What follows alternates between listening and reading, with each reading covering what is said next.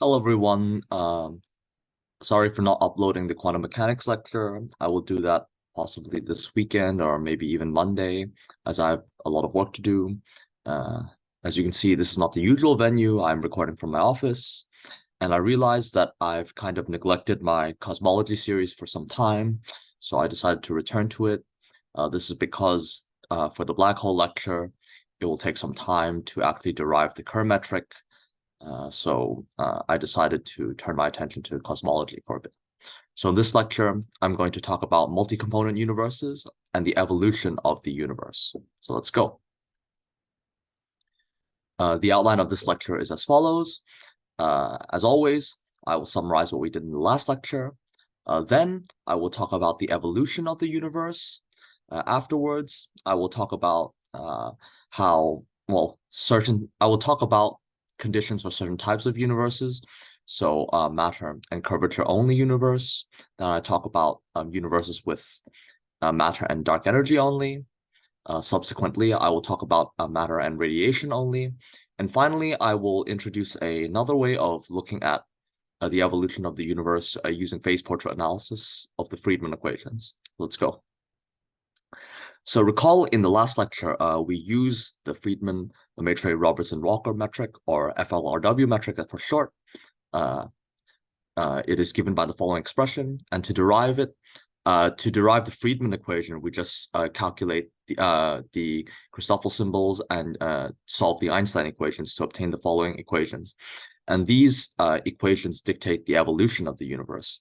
The first equation is derived using the TT component of the Einstein equation. And the second equation is using the trace of the Einstein tensor. Another way we can write the Friedmann equation is in terms of the Hubble parameter. So using H is equal to A dot over A, and we write it as this. And H naught is the Hubble constant. Omega 0, R is the radiation density. This one is the parameter associated with the matter density. This one is the curvature density, and the final one is the density due to dark energy. And from this equation, we calculated the evolution of the cosmic scale factor and for single component universes. And we summarized the result in one figure. So I plotted this in Mathematica. So basically on the y-axis, I plotted the scale factor.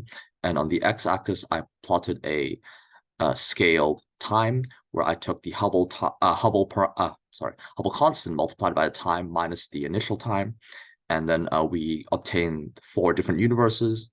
And as we can see, the cosmic expansion is different for each case.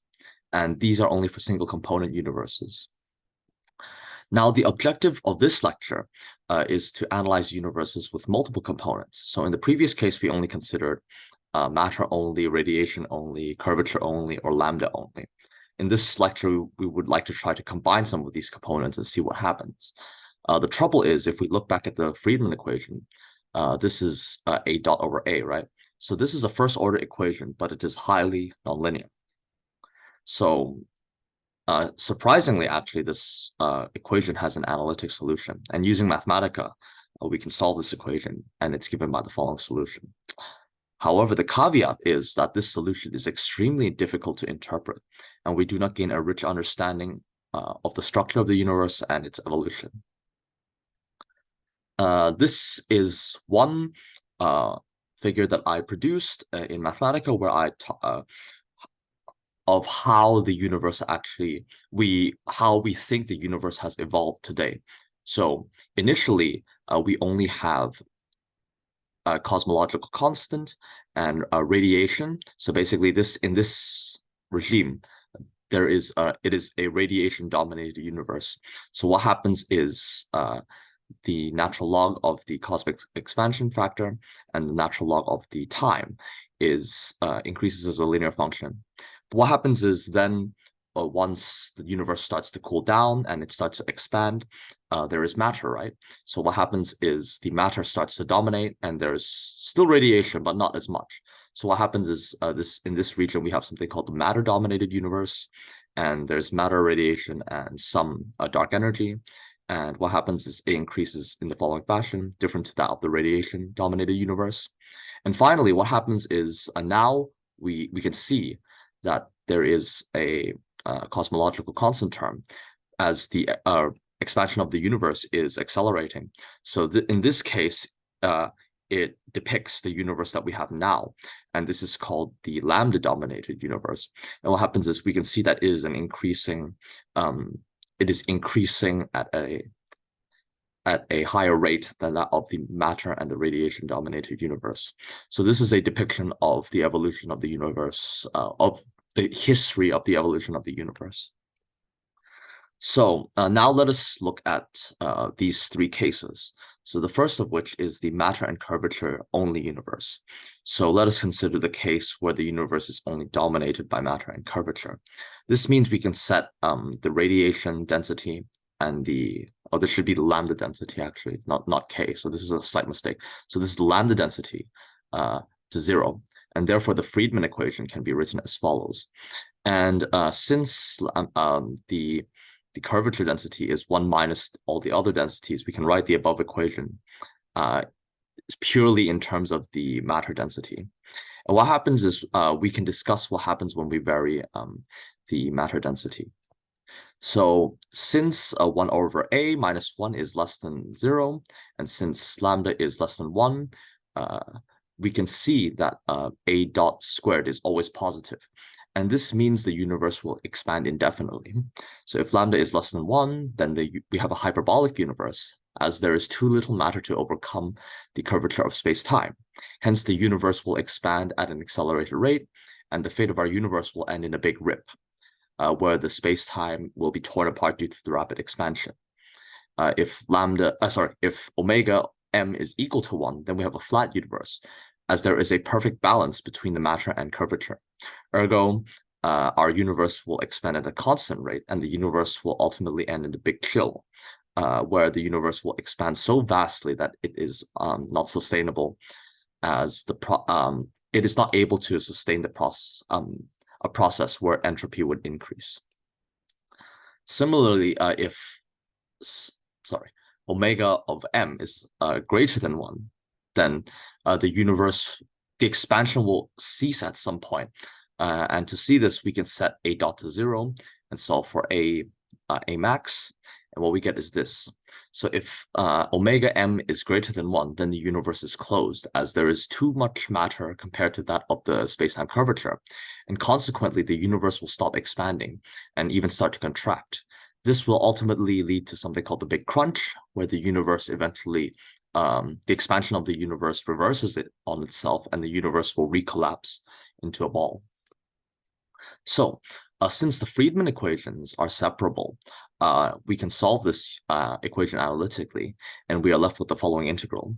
Notice that omega of 0, m is equal to 1 yields the solution derived in the first lecture for a matter-only universe, where a of t is t to the 2 over 3.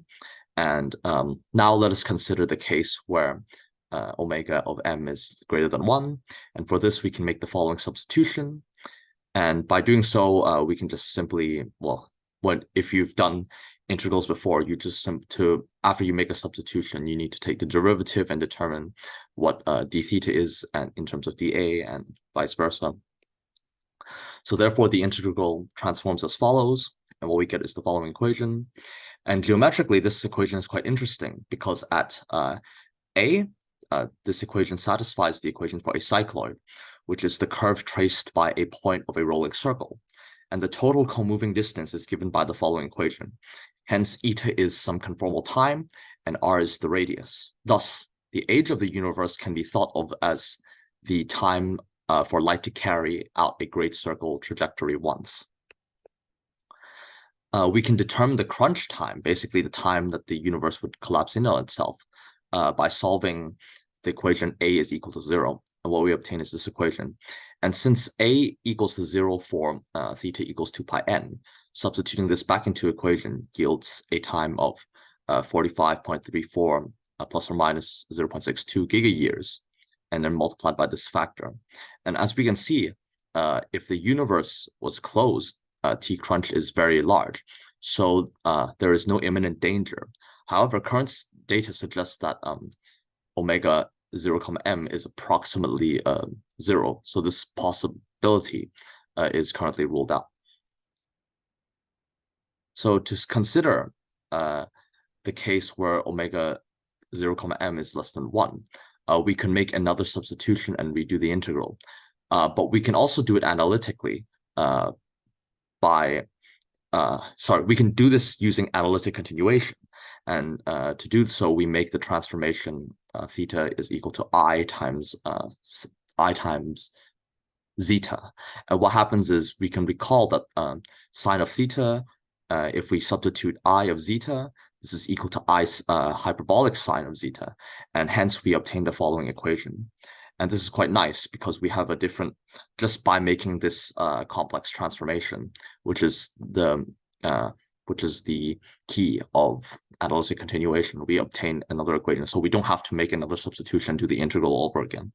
So integrating this, we obtain a simple equation.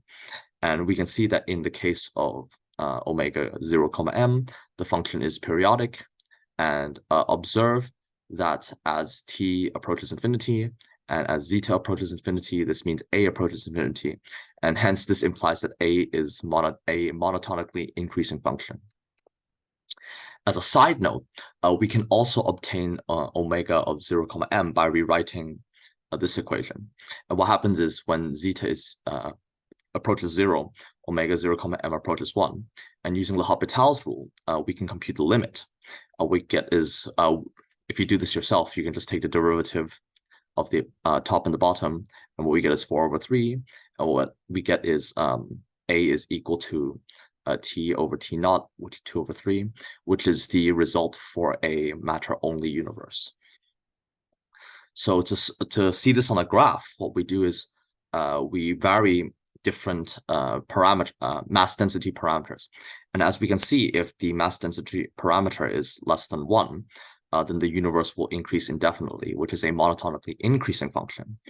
Again, similarly, if the mass density parameter is equal to 1, the universe will also monotonically increase, but at a slower rate. So this one corresponds to the big rip, this one corresponds to the big freeze. But if the matter density is greater than 1, then we can see that the universe has too much matter, and what happens is the curvature cannot overcome this, and the universe will collapse into a ball. And at some time here, it will recollapse on itself, you can see. So this is quite a nice depiction of what happens when you vary the mass parameter. So now let us look at a case where there is only mass and dark energy. So matter and dark energy, sorry. So similar to the matter and curvature-dominated universe, we can set omega of k and omega of r to 0, and the Friedmann equation is simply as follows. And once again, since omega of k is equal to 1 minus this, 1 minus all the other parameters, then the equation can be written purely in terms of omega m. Once again, let us vary omega m and see how this changes the Friedmann equations. So we can see that if omega m is greater than 1, with the addition of lambda, a increases as the universe expands. So however, at some point, a dot is equal to 0. And in this case, lambda provides an attractive force, which will inevitably lead to the big crunch. And once again, if we set a dot to 0, we can solve for a equals a max, and we get this. And this is where the expansion stops. And comparing this to the a max in a universe dominated by curvature and matter, we can see that a max is smaller in the matter and dark energy dominated universe if we naively substitute a max back into the equation for T crunch for a matter and curvature dominated universe, and we can see that T crunch is smaller in this case. This indicates that lambda is the dominating term in the Friedmann equations. There is another interesting property, and that is we can write this we can write the equation instead of using coordinate time, we can use conformal time. And in this universe, the integral for physical time is as follows. However, recall that the definition of conformal time is the time divided by the expansion parameter. So hence the integral for conformal time is as follows. From this, we can see that as a approaches infinity, t also the coordinate time approaches infinity. And for the case that a approaches infinity, the conformal time approaches a constant. So this implies that there is a finite comoving distance that light can travel from the Big Bang to the infinite future. So now let us compare the integrals for omega m greater than 1. So let us write the integral as follows. And if we have the following integral, we can make a substitution. A over a max to the power of 3 is equal to sine squared theta. So the strategy is to make this equation into a trigonometric substitution, which will significantly reduce the complexity of the problem. So to make this trigonometric integral, we compute the integral to find this. And what we find is that this we have an arc sine function here. So now let us look at the property of this function. So we can see that this is a sinusoidal function without the negative portions. And this function is similar to that of a cycloid in that it is periodic, but the rate at which the cosmic scale factor changes with time is different. Additionally, the periodicity has no gaps. And in this case, no gaps in the cycloid case. However, in the sinusoidal case, there are regions where a is equal to 0, and after it becomes 0, it becomes non-zero again. So now let us solve this t crunch, and we set a equal to 0. So we set so since arc sine of 0 is equal to n pi, then we obtain the following equation, and we see that this is 30.23 plus or minus 0.41 gigayears, and multiplied by this factor. And to illustrate the power of the cosmological constant, let us compare the t crunch with that of the curvature and matter-dominated universe. So by graphing them on the same graph, we can see that the graph for a matter plus dark energy, it decreases more rapidly as a function of the density parameter, whereas the matter plus curvature case, it decreases more slowly with the mass parameter. So we can see that the cosmological constant is a more dominating factor that decreases the mass parameter, decreases the time crunch quicker as you increase the mass parameter. As in this case, the cosmological constant is a attractive force. So for the case where omega is equal to 1, let us set square root of 1 minus omega m is equal to x. And what we do is we get alpha is equal to a 3 over 2. And to illustrate a different technique, instead of using analytic continuation, we can use Taylor expansion. And by Taylor expanding the arc sine function, what we do is we get this equation. And we can see that as omega approaches 1, x approaches 0, and thus the higher order terms vanish in x. And thus we obtain the following relation, which is t is, well, a is proportional to t to the 2/3. And this is the case, this is exactly the case where we have a matter-only universe. So this agrees with the result before. So now to obtain the solution for omega m is less than 1, once again, we can use a similar trick, and we can use analytic continuation. And we let theta is we transform theta into some complex angle, which is I zeta.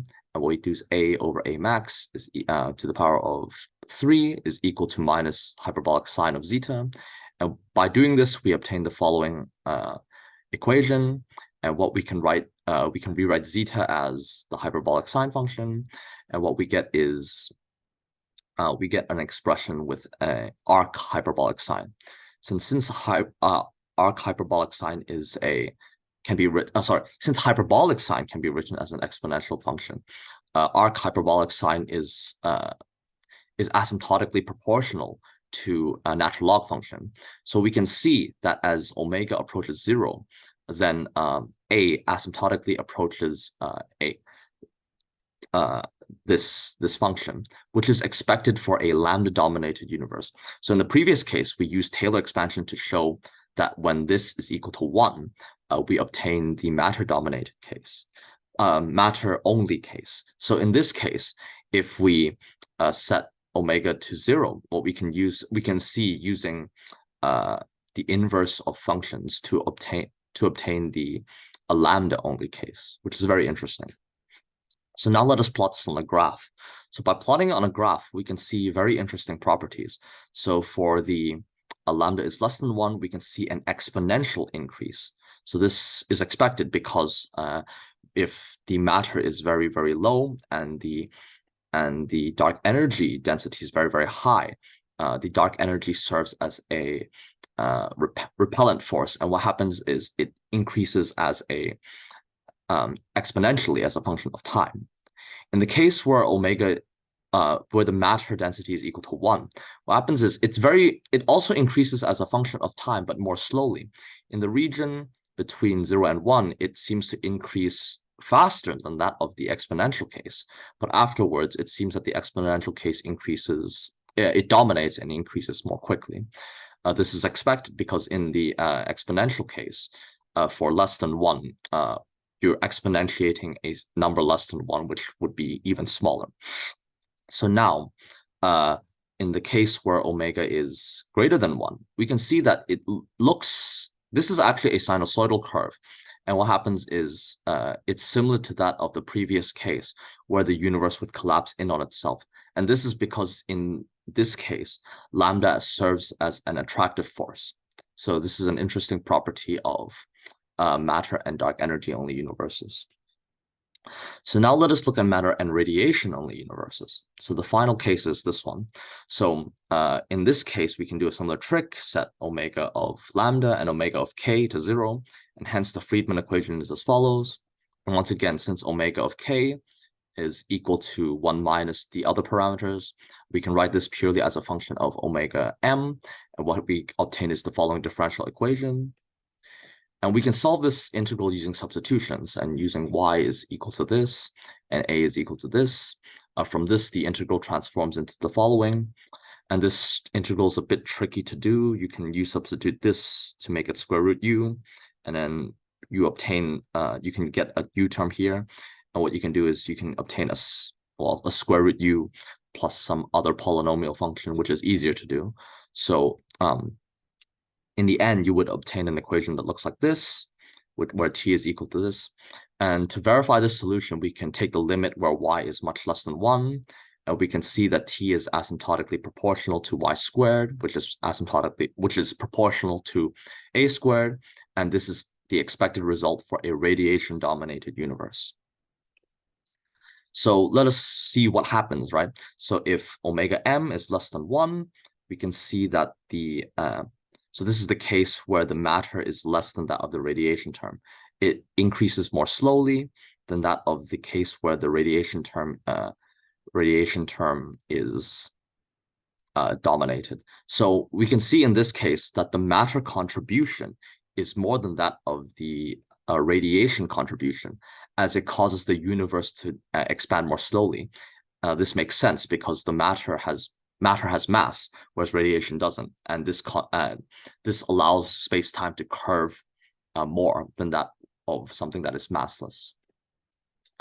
So now let us look at another technique to analyze evolutions of the universe. So since a dot appears in quadratic order in the Friedmann equations, it is actually more convenient to take the second derivative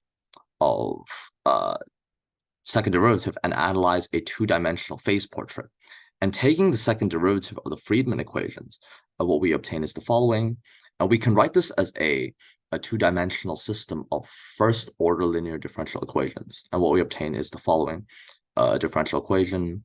And we can plot this as a function of a0 and a1. And what we can do is we can see the properties of the universe. So now let us plot this in Mathematica and see what happens. Let me open the Mathematica script. And because this one is more of an interactive tutorial, so let us share the Mathematica script. Okay. So this is the phase portrait for plotting different universes. So C1 represents the C1 represents the the matter-dominated case. So actually, no, C1 represents the radiation-dominated case. This one is the, actually, let me check. Let me double check the equation. Can't remember. So C1. Actually, we don't need this. We don't.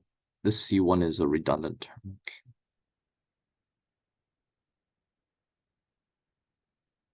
Let me double check the equation. Yeah, this C1, we don't actually need this C1. This was just a test case. Sorry. So in this case, C2 is the term associated with radiation. This one is the term associated with matter, and this one is the term associated with dark energy. So let us consider the case where we have a matter and radiation only universe. So let's set C, let's say 0.5. This one is also 0.5.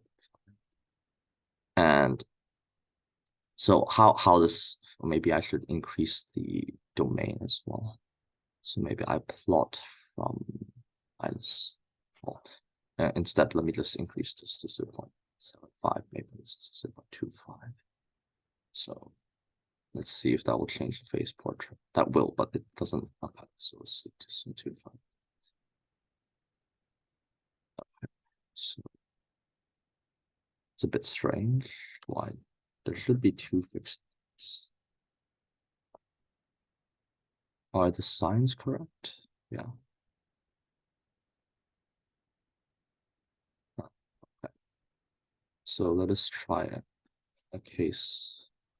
Okay, so let us try something else. Let us try a case where there's only matter and only dark energy. Okay, so this case is a little bit better. So what happens is, in the case where there's only matter and dark energy, if we start with an initial condition where A is small and A dot is also small, what happens is we get a case where the universe does collapse in on itself, because if let's say we start here, right, the trajectory always reaches a singularity here. So here, but if we choose another initial condition, basically if we choose an initial condition where A dot is large, so if we start here and A dot is A is some value here, so basically within this region, what happens is it starts to decrease, but once it reaches the fixed point, it starts to increase again. So this is a case where the universe would expand. This is because we are given an initial condition where the velocity is large enough. So this is quite an interesting property.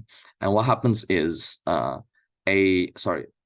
equals 1 is the universe today. So we can actually see the fate of the universe. So since this universe is dominated by matter, we know that in the matter-dominated case, the universe would collapse in on itself. So if we see A is equal to 1, the phase trajectory does not quite meet the dot yet. So what happens is, if A is equal to 1, it seems to keep decreasing until we reach A is equal to 0. So this is what happens when the universe is dominated by matter. But now let's see what happens when it's dominated by dark energy. We can see that the fixed point is much closer to the x-axis. So what happens is, if we choose a universe, so A equals 1 is the universe today. So we can see that if we set A equals 1 here, what happens is we get a universe that increases. A dot increases as a function of time, and A increases as a function of time, which makes sense because in a universe dominated by dark energy and where there is less matter, what happens is the universe will increase as exponentially as a function of time, which is what we have shown in the previous case. So this is quite an interesting property. You can even play around with this, right? You can play with a universe where C3 is also small, so 0.15. We can see this. So we get a similar case, right? We get, if we choose A equals 1, the universe increases.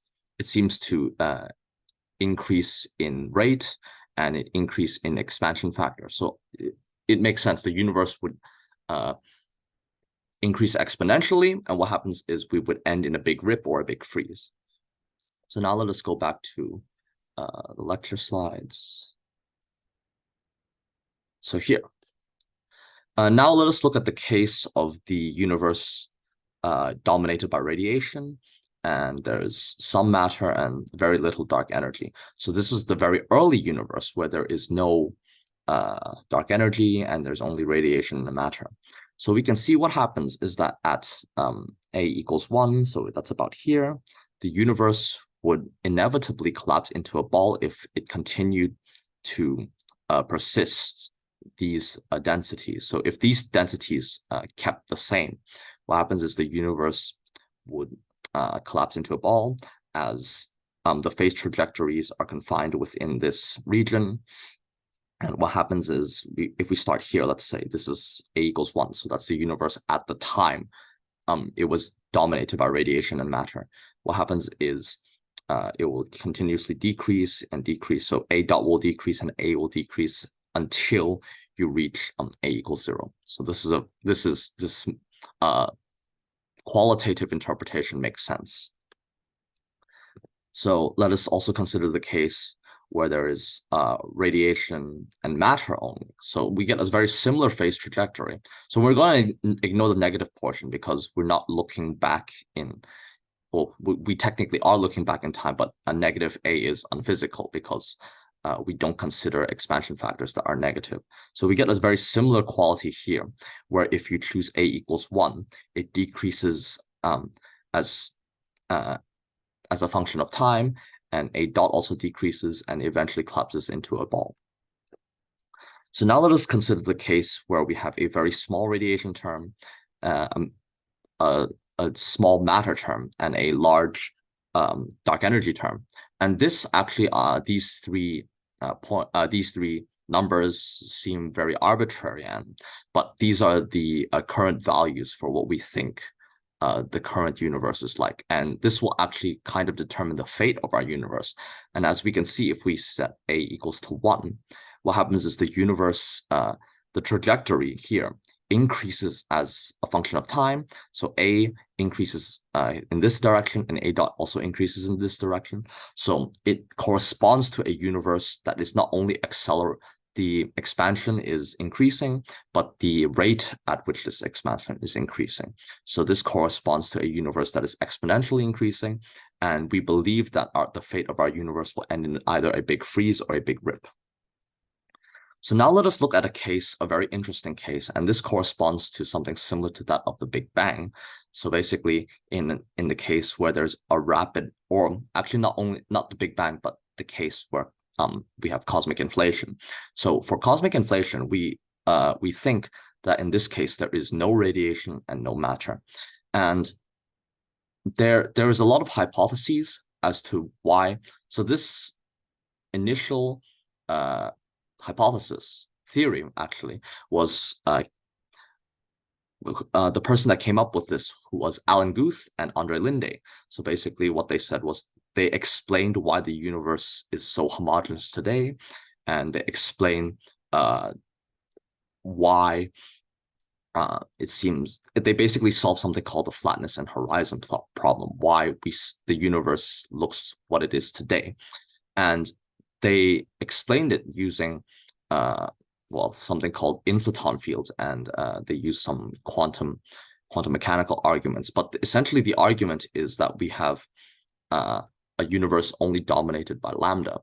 And what happens is, we can see in this case, no matter what point you choose for a positive A, it seems that the universe will always increase exponentially as a function of time. So if we choose A dot is at A equals 0, we see that it increases here. And if A is positive, and no matter what A dot you choose, right, it will increase as a function of time. So what is interesting about this is that this qualitative analysis seems to also explain cosmic inflation, which is quite interesting. So this is another thing that I was playing around with. You can choose 3 different, a universe where 3 of them are equal, and it depends on how you tune the initial conditions. So if you make it such that A is 1, and then you set A dot is less than that of, so if A dot is negative, starts up negative, then you get a universe that is continuously decreasing and eventually collapses into a ball. Or you can choose an initial condition up here where the universe is increasing. So this qualitative analysis is quite powerful because we understand the evolution of the universe without solving complicated equations. So finally, I also chose another case where this is 0.25, this is 0.25, this is 0.5.